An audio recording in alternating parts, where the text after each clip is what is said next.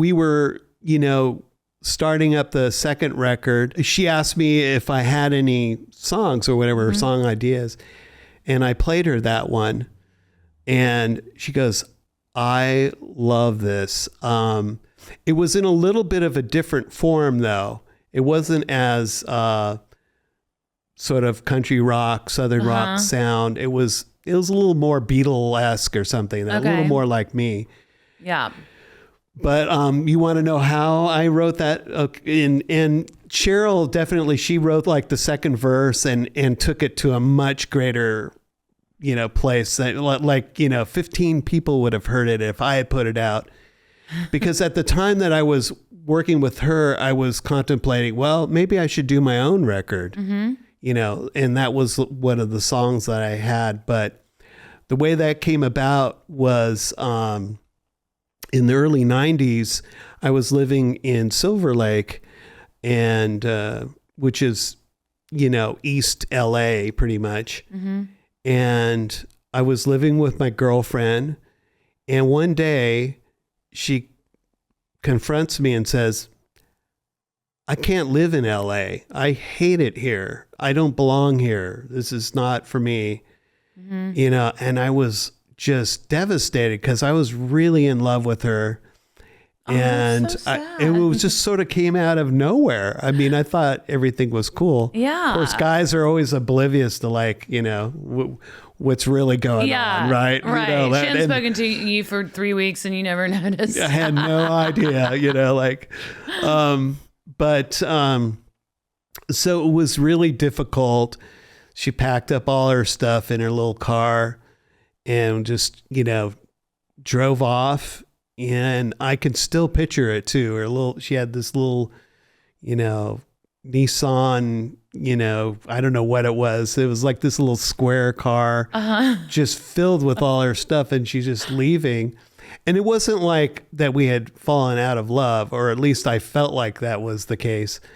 But she just wanted to be back home, and that was in Sacramento.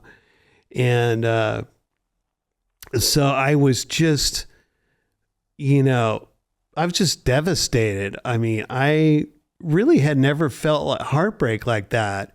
That is so sad. Yeah. And,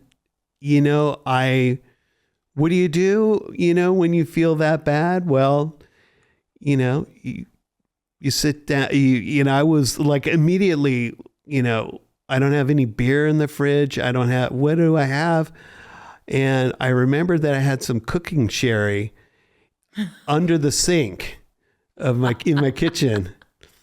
And I'm like, okay, well, all right. And I polished that thing off. It was like some cheap, $2. Wow. Did you get drunk?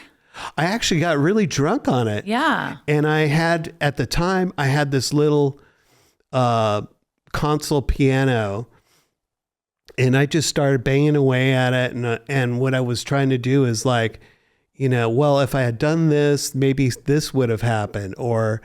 And I made a whole laundry list of all the things.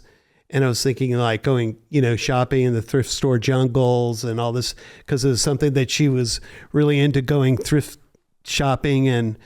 And I just spilled it all out. Oh, jungles. I just have chills. Go ahead. And so I just, had this whole, just started writing it out. It's like therapy, right? I mean, that's kind of what I was doing, self-therapy, writing a song. And, about 2:00 in the morning, maybe a little later than that, I just passed out. And 4:00 in the morning, the biggest earthquake in LA history, ceiling completely caved in on me. I had like plaster all in my face. And you were plastered. And I was plastered. Yeah. Plaster on top of plaster. And, it just, I was crushed. I mean, I was, figuratively. Literally and figuratively. But I had that song, but I had no idea that it was going to turn into something, you know? And when I got so a couple of years later, I'm riding with Sheryl at this cabin up in Gold Country near Yosemite with Brian McLeod. And we wrote, I think, Every Day is a Winding Road and A Change Will Do You Good and a bunch of other songs. And we're just having fun. And we were starting to, run out of material. And so she goes like, do you have anything else? You have like, I've got this thing. I don't know. It's kind of breakup song. And I played it for her and she was just like, wow. Well, yeah, because I mean, that if it makes you happy, it can't be that bad. I love simple lyrics like that say so much, and that song says so much. So were you thinking to your ex-girlfriend, like, we're having a good time? Like, what's wrong? Is that basically what you were saying? Well, yeah. I mean, in some ways, I think originally it was a question I'm asking myself, it was, if she makes you happy, why the hell are you so sad? That's what it was. But the way I wrote it wasn't that way.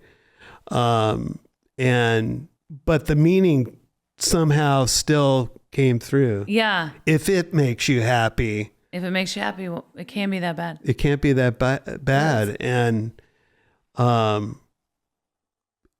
And that's just, I mean, it came from a real place. I mean, that's the thing. That's the thing. So, I mean, what's incredible too about the whole thing is that I'm married to her now, to this day. And it took a while to get back. Wait a minute. But it was Quinn? It was Quinn. Who left? Yeah. Oh my God. I didn't know that part. I thought it was just an old girlfriend. Yeah. I mean, that's the thing that's so incredible about it. Oh my. That makes the story even better. And to top it off, she worked at Toad Hall, which was the studio that Bill Bottrell had used or whatever. So she was around during the whole Tuesday Night Music Club thing. Right. Answering phones and, cracking beers for everybody and pouring coffee. That is just amazing. And I love her, by the way. She is incredible. She's wonderful. Yeah, we're going to play tennis one of these days. Now that it's warm and I've got a little bit more time, we're going to play tennis. She's probably going to kick my ass, but I'm going to try.